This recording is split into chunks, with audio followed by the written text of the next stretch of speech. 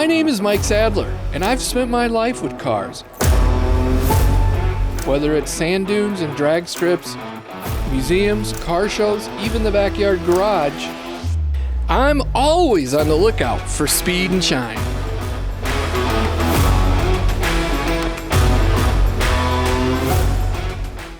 Turns out you're right, Noah. I can stick this anywhere. Welcome to today's episode. As you all know, Woodward is my favorite day of the year, and this is what this episode's all about. We're going to check out some cars at the Birmingham Car Show, go to Bronco Nation, and talk to a group from Toledo, Ohio who meet there every year. Check it out.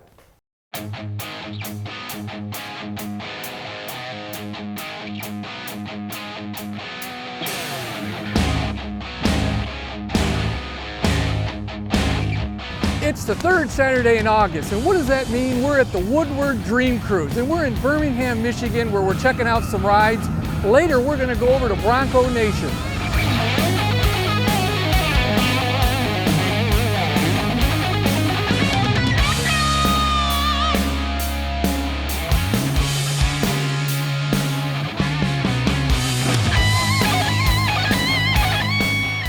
Randy, this car really stands out here. It may not be the most expensive or the biggest car, but it looks like a lot of fun. It's a lot of fun. The car originally was designed for the grandson, the playboy of Agnelli of Fiat back in the mid-50s. Okay.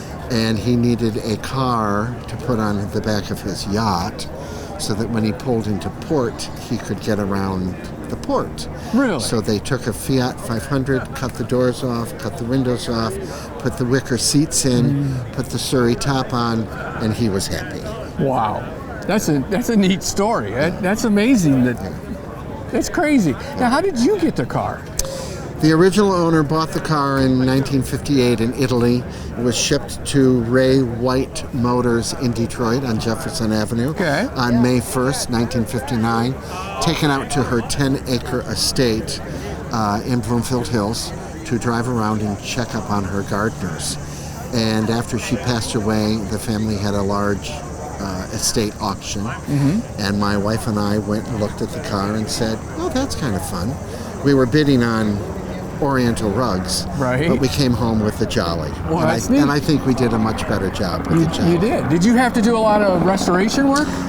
It had been painted with house paint to match her house. Okay. So we did have to take the paint off. We soaked the seats in glycerin and water and had a new top made. And other than that, it's all original. It looks fantastic. Thank you. And so what do you do with it mostly? Just take it to car shows, or do you actually use it on the road? I drive around town, take it up north to northern Michigan in a trailer, drive around the beach community up there, and have a lot of fun over the summertime.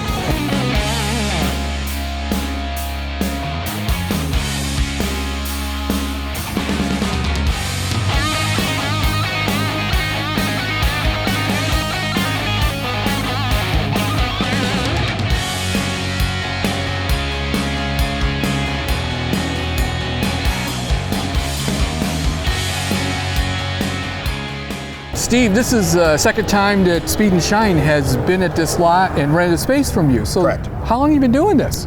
Well, we've been coming to Dream Cruise since '94. Came down to the first cruise they had back in Ferndale.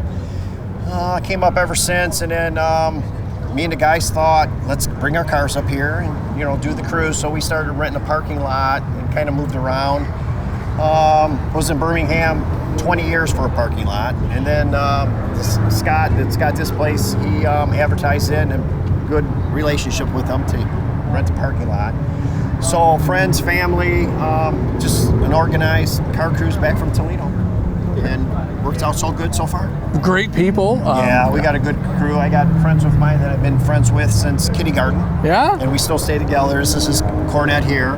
My other best friend lives across the street from me. He's got his car. He comes up. So basically, same every year. Everybody calls me and say, "Hey, are we doing Woodward?" And definitely. I'll keep doing it till I can't do it anymore. Yeah, you made it easy for me to sign up. Prepay. And, correct. And it's a great location, great spot. You don't have this traffic just stuck in front of you here. Correct. So it's really great. We get food, drink. Everybody, kind of brings their own stuff. We just have a good time. Yeah. It's fun. It's fun. And you brought your own beautiful car here. Yeah, this is my 63 Dodge Max Wedge car. I bought this one in 06. Bought it as a shell and then redid it. Basically followed a 426 super stock car. Love it.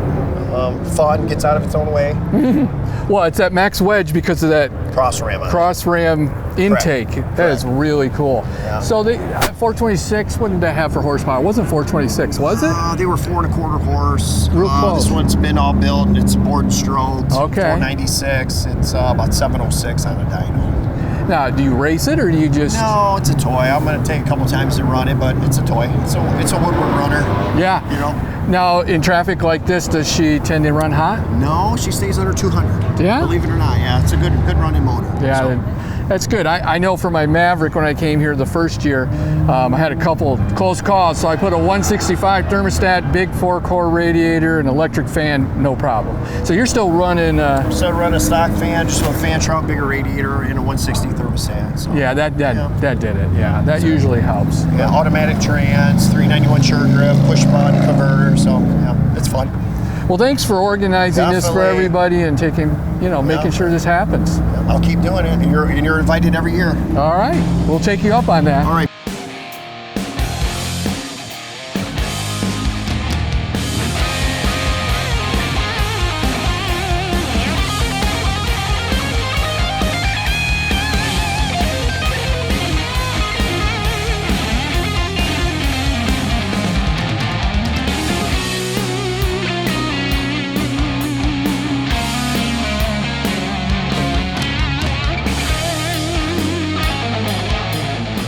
Darren, this is a beautiful car. When I walked up, it's just glowing. Well, thank you. I appreciate you guys stopping and looking at it. I try to keep it maintained the best I can, and I love going to the shows and talking to people about it.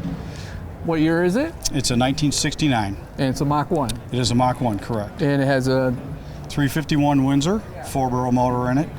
It's original motor. It's built a little bit, nothing crazy. Just something to go out and have a good time in. Did you do the restoration yourself? Yes, I did. Oh, wow. Is that what you do by trade? No, just a hobby. Yeah? I'm a car guy. I'm a Ford guy first, but I'm a car guy as well. I like them all. Not much of a painter, but I do a lot of the mechanical stuff on them. So, like I said, just fun to get out and meet people. So. I'm a Ford guy and a Mustang guy too. So, Oh, awesome, yeah. awesome, okay. What do you do with the car normally? Normally I go to local shows with it. The car's been on a novel cover. Oh, has It's been it? in a magazine, a couple magazines. A novel? What novel? I have the book in the car. It's Empty Cradle is what it's called. That's interesting. Yeah, it's a book about post-apocalyptic living. And the vehicle was wrote into the book for the main character to drive. Neat. So she drives the car throughout the book on her adventures. How neat is that? And so let's look at the interior here. Absolutely. That's really a neat steering wheel. That's wood, isn't it? Yes, that's a rim blow. If you put your hand on it and squeeze it, it'll blow the horn. Anywhere around the horn. You'll feel the rubber trim in there. Oh, okay, yeah. Yep. Wow, that's neat. So did you have to do a lot to the interior? The interior was pretty much it's pretty much original. Had to do a few odds and ends to bring it back into shape a little bit, but not too bad. And that's a fold down seat. You just leave it down, or is it a delete? No, it's a fold down seat, and when you flip the seat up, it's got 2 bucket seats to sit in. Oh, neat. So I leave it down for the shows because it's different, and it's a question, it's a talk piece everybody asks. It actually has a trap door that goes into the trunk. Okay. So if you have something that's of large size, obviously, you can open it up and stick it right through the trunk into the vehicle. You wouldn't want to take your lawnmower or nothing, but Neat. Very neat. And did they come with the louvers, or was that an option? The louvers and the spoilers were an option. Okay. When you order the car, you check the box for, if you wanted the louvers or the spoilers on the Mach 1 at that time.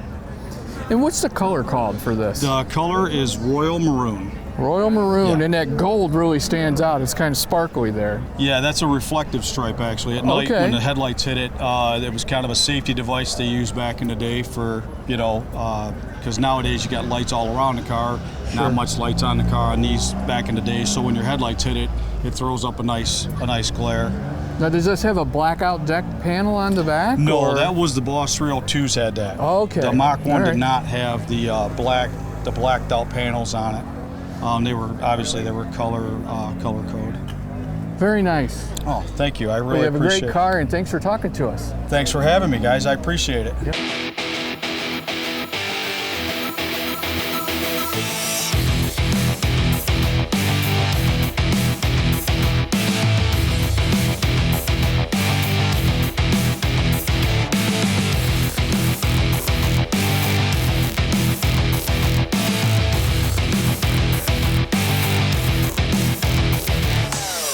Sam, this is a beautiful Viper. What year is it? Your 2014 GTS. Now, the GTS is different how? GTS is just a more of a classier model from the base SRT. It has a deluxe interior, different packages with the effects and the hood and stuff like that. Now, the bodies of these are fiberglass or carbon fiber? Carbon fiber. Carbon fiber. Yeah. And what's the horsepower rating on this one? This one is 645. Now, is that the fastest car you've owned? Yes, it is. It I've owned the is? first generation Viper, which was 400 horsepower. Big difference, huh? Big difference. Big difference. Now, you have some signatures underneath there. Who you got there? We have Ralph Giles, the designer of the car, who's lead head design for FCA, Stellantis. Dick Winkles, who is the V10 engineer for all 5 generations. Bob Lutz, who's just an icon in the car community. Of course. And initiated the build of the first Viper. And then Mark Trostel, who is also a designer, big into the Challengers and Chargers and that platform. It's a fantastic car. Did you sell the one you had before? I did. I sold the first generation. We had them both for a little while. The first generation car was just always wanted to kill you when you drove it. Really? No traction control, no ABS, no airbags. This one was just more refined, and it had a top and windows, which my wife appreciated. Ah, yes. That always, you got to have a happy wife when you're cruising. Right. Air conditioning, things like that. Yeah, it always helps. Now, do you feel that people, when they buy high horsepower cars like this, that they should have some kind of training to drive them? Because you see all these accidents. For sure. I mean, especially the older ones that don't have any stability control, traction control, they can get out of control real fast. I was fortunate enough where I didn't have any official training, but we did some HPDE driving events where we had a driver with us on some tracks. Oh, that's cool. And Waterford Hills and down at Charlotte Motor Speedway I've been on. So that definitely helps. But yeah, for sure. Yeah, we were just talking, the crew and I. We're surprised with all that goes on here at Woodward. We're always waiting to hear that crash afterwards, but it doesn't seem to happen very often. It seems to be somewhat under control. There are the times where people just lose it, and I had a Mustang get sideways against me yesterday, and I was a little worried about it, but he was able to straighten himself out. Yeah. Now, do you come to Woodward every year? Every year, yep. Our Viper Club meets up north of Square Lake Road. I just travel down here to meet our friends and hang out with them, but we have about 100 Vipers parked up there and by Square Lake, and we get together here every year. We have Vipers coming in from all over the country for our event. Okay. You weren't at the M1 yesterday. I was. My car was on display. My car was on display at M1 yesterday. I thought I saw it there. Yes. Okay. Yep. Yeah. What did you think of that? It was fun. That was the first year I had my car on display. Last year I was just a spectator walking around. So this year they invited me to have the car out, which was fun. It's just M1 is just a place to be. It's an automotive mecca, and especially being on Woodward. It's cool, and to get to their Cars and Coffee from Jackson, I have to leave at like 4 a.m. just to get there, and there's already packed. Yeah. So yeah. To me, the Cars and Coffees are the ultimate events there because you're going to probably see almost 1,000 cars. You've been there, and it's free, and you just walk around, and it's just amazing how many cars they can put on that track, on the skid pad, and around the perimeter of the track. Where yesterday it was, I think, about 600 cars that were there yesterday. There was a lot of Dodge. There was a lot of Dodge and a lot of Corvette. There was. I was telling the crew that they weren't with me yesterday, but there was 70. They had all 71 years represented. Yeah. It was crazy. It was an honor to see the 83 that was there. Yeah. Just the one of 183. So right. They had to make one to make it official, right? That was fun to see. But Yeah. yeah, it was a nice display. Beautiful weather too. We can't beat the weather. Yep.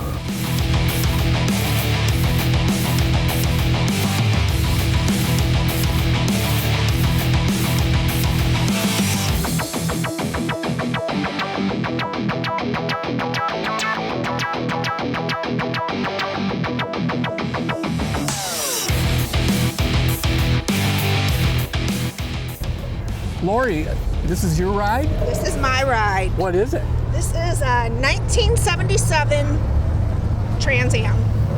And how long have you had it? Well, there's a story behind that. Okay. When I was 16 years old, I had a boyfriend, and I gave him money to put down for a deposit on it. So On a Trans Am? exact same colors, everything Oh, okay. like that. All right. So anyway, I gave him the money, and he never gave me the money back. So my dad, we lived in the neighborhood, so my dad walked me down to his house, he was still my boyfriend, and said, you either pay her the money she gave you or we'll take over the car. Well, neither one happened, so I didn't get either. So I've always loved this car. So years later, it popped up. And my husband paints cars and everything, and he was looking for anyone to redo, and I'm like, no, it's got to be that exact one, untouched, I'll never find it. Well, it popped up. I couldn't breathe. I was like, I got to get to that car. And it was in California. So, Really? Okay. Yeah, but the guy brought it, yeah. So anyway, so I bought it, and the rest is history. So every now and then, I'll get in the car late at night, and I'll get out, and I'll come in, and I can almost hear my mom saying, you're grounded. Well, that's a fantastic story. And to find the exact one, what you wanted, Exactly. it must have been a real feeling of, It is. It's like I get in a time machine and I go back, and I love it. And it just gives you, I think that's what everybody gets with their cars, and I think that's what today's all about, right? Yeah. I mean, you buy a memory. and they're driving the memory up and down, and they're doing what they did as kids, and it just, all the worries of the world go away because you're back to 16. I know that when I get in certain cars like my Maverick and I can smell the fuel and the oil and the lubricant, it's like I'm a kid again. It is. Until you look in the mirror, right? Well, you try not to do that, right? No, it is a feeling. Like I said, I get in there and I'm like, I can already, because I'll go in there late at night and just sit in the car and just, reflect. And the simpler times when the biggest thing you got in trouble for was nothing, Right.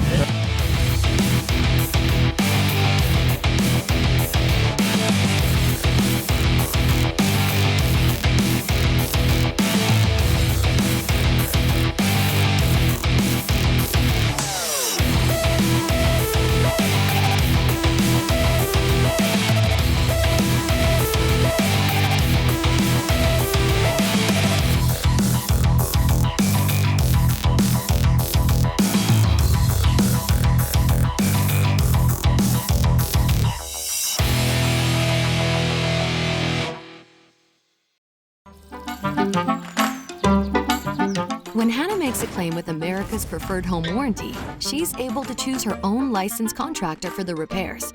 But why does that matter? Let's see how it benefits you. First of all, you can choose a licensed contractor you know, or someone who comes highly recommended. Also, you can choose someone available on your schedule. After all, if a repair is urgent, you don't want to be waiting for the warranty company to send someone. You want it done fast. When you choose, you're in control. Your claim is determined using an independent assessment from your licensed contractor. And you can apply your claim payment to the parts and equipment that work best for your needs and budget. Finally, Hannah loves that choosing her own licensed contractor keeps money in her local community, which is a win for everyone. Just remember to always reach out to APHW before starting repairs. It's good to have a choice, and choosing your own licensed contractor with America's Preferred Home Warranty gives you the flexibility and control you deserve.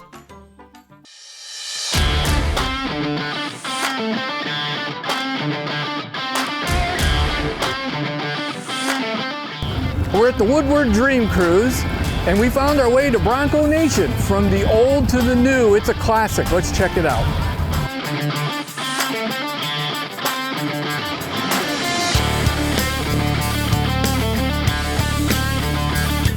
Chuck, this is beautiful Bronco. Appreciate it. Thank you. What year is it? So 1969. How long have you owned it? 7 years now. I'm the second owner. Really? Yes. Wow. Originally out of Colorado, but I'm the second owner. Did you do the restoration? The original owner did the paint, but we did the lift, the engine, the transmission, everything else to it. What engine does it have? It has a 302 from Blueprint Crate Engines. Okay. And a 5-speed transmission, manual transmission. Now it's really pretty. I don't think you take it off road much, do you? Just a pavement princess. Pavement Princess, what a great name. She's done her hard work over her years, and now she just rides the pavement. Yep. And why'd you choose a Bronco? Yeah, I had a Bronco back in the 80s. Okay. It was a 68 Bronco. Loved that truck. It was before we got married. We sold it just before we got married. Always regretted it. Always wanted another one. So we ended up with this one. If I could travel back in time, I graduated in '85, I would have told myself, buy every Bronco you can find and sit on them. Yeah. Who would have thunk that That's they right, would right? be I mean, worth these what weren't they made to be here 50 years later in this environment, right? They were made to be work trucks. Now, was this a stock color? It's close. It's not the original color. The original color was called Cordova. Okay. It's close to the original color, but it's been spruced up quite a bit with the glitter and more depth in the color. So, being a apprentice, like you say, you just take it to car shows, events. Have you ever gone to sand dunes? Have not. No? Nope, have not. But car shows, cruising around, ice cream, weekends. Spend a lot of time in it. Yeah.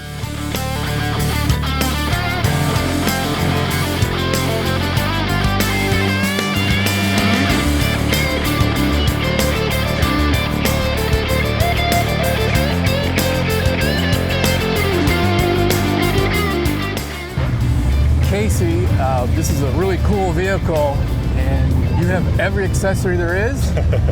Not quite, there's a few left to do, but I'm satisfied for now. And what year is it? It's a 2021. And is this your first Bronco? My first vehicle ever was actually a 1986 Bronco. I owned an 87 Bronco and then another 1986 Bronco years ago before having this one. Yeah, so you're a Bronco guy. I am. Yeah, cool. And so what, do you use this stuff? I do. If I go camping by myself or if I take the family camping, we'll put the tents up or use the awning, so yeah. And what else you got on here besides the camping stuff?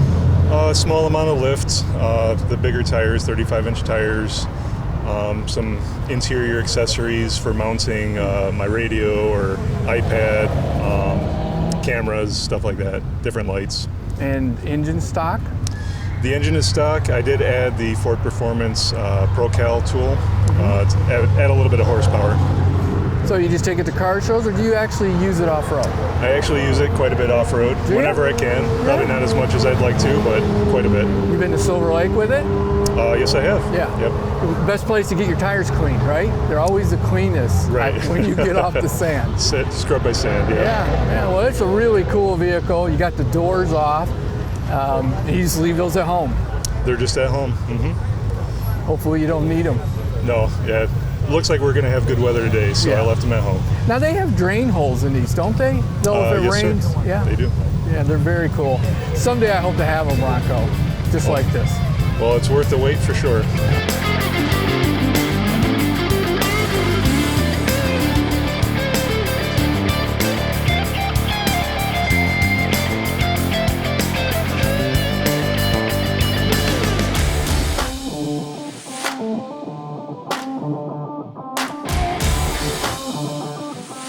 Matt, this is a great looking Bronco. What year is it? This is a 1977 Ford Bronco.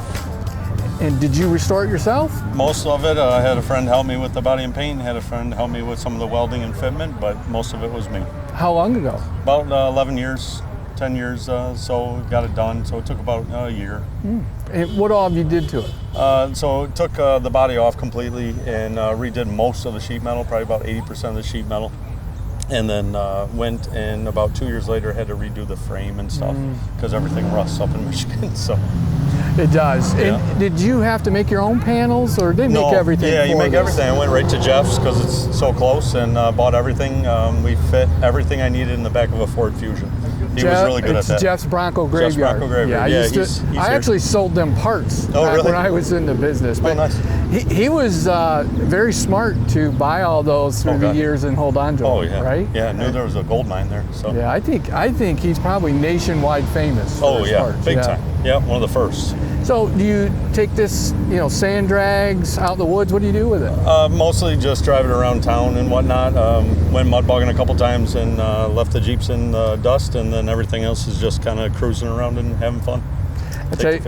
Yeah, Broncos have such a following. They hold their value, and it's really cool to see so many here. Oh yeah, I love this. This is a great get together every year now. So you come up here for Woodward? Oh yeah, we've been coming here. I've been coming here about 17 years. Used to be in the business, and then started wandering down here, and then Ford started doing this. So now we come here for the last 4.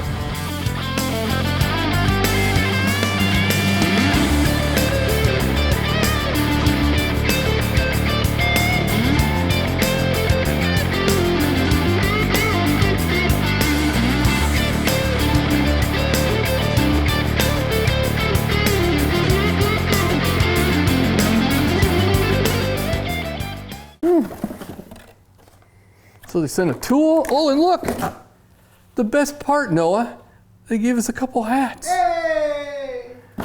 Hey, how'd you like today's show? What a great time. And those people from Toledo, they're just a great bunch of people. They invite us to come and join them every year, and you know we will. Until next time.